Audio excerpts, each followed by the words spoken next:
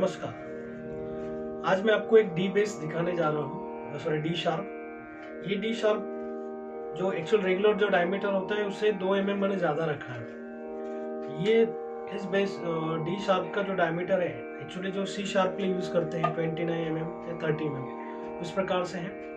इसका main reason ये है कि इसमें बेस बहुत बढ़िया है और सेकेंड थिंग्स बेस भी है। इसके होल देखिए आप, सभी होल एक सिंगल लाइन में हैं, सभी होल का डायमीटर और सभी गोल हैं, बिल्कुल ही नहीं। इससे कोमल सुर प्ले करने में बहुत आसानी होती है, इजीली प्ले हो जाते हैं। सेकेंड थिंग्स इसमें फिंगरिंग बहुत इजी है। जो ई बेस है लगभग ई बेस के बराबर ये आ जाती है।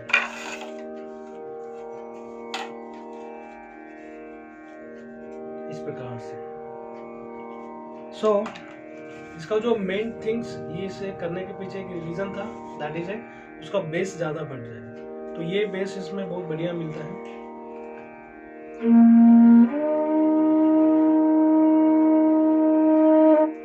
सेकेंड थिंग्स ये डायमीटर पे भी हर एक सुर यानी अति तार सरेस तक इसका जो साउंड है वो मिल जाता है, क्योंकि मेन थिंग्स ये होते हैं कि डायमीटर अगर ज्यादा बढ़ जाए तो उस केस में ऊपर के सुर जो नोट है वो ज्यादा प्ले नहीं होते प्रॉपरली।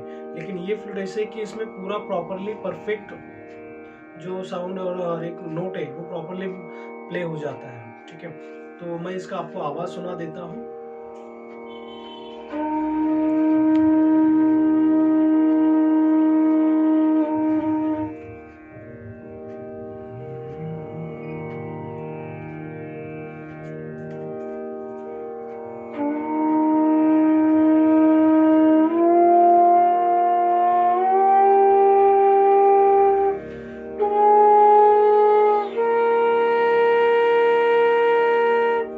बहुत ही इजी और कम फूक में इसका नोट प्ले हो जाता है। इसका मेन रीजन ये है कि इसका जो प्रॉपर ट्यूनिंग है, इसका होल साइज और इसके होल पोजीशन ये परफेक्ट जगह मिले हैं। सेकेंड थिंग्स ये बाम्बू अच्छा पुराना है।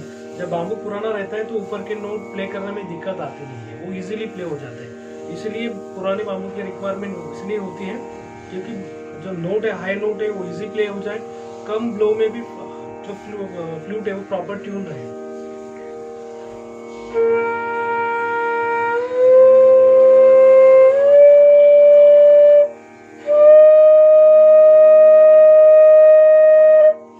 इस प्रकार सा ऊपर के नोट में प्ले करता हूं।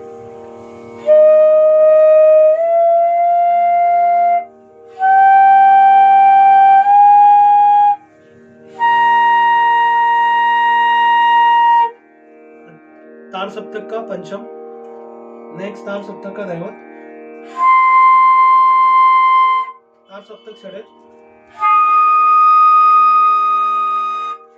Without hissing.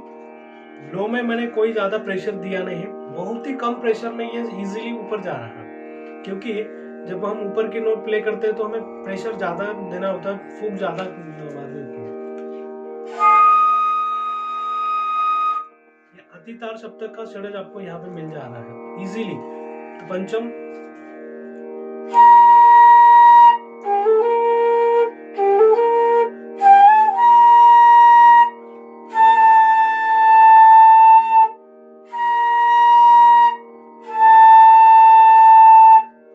तार सप्तक में जो मध्यम होता है, तीव्र मध्यम, वो जनरली प्ले नहीं होता है अगर डायमीटर ज्यादा के रेगुलर से थोड़ा बढ़ा देते हैं उस केस में।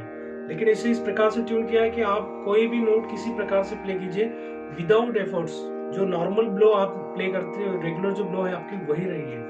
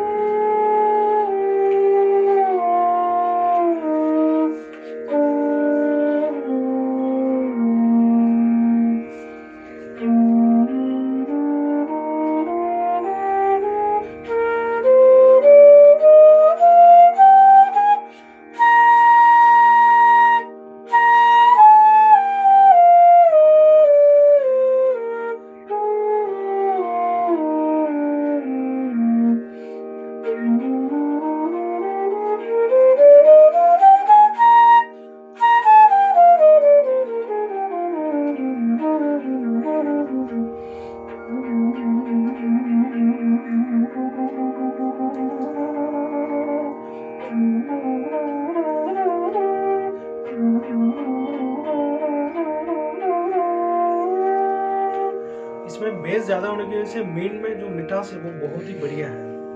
सो ये 29 mm में जो बनाई है डी शार्प, जो रेगुलर में इसे कम डायमीटर में बनाया जाता है। So thank you so much. नमस्ते।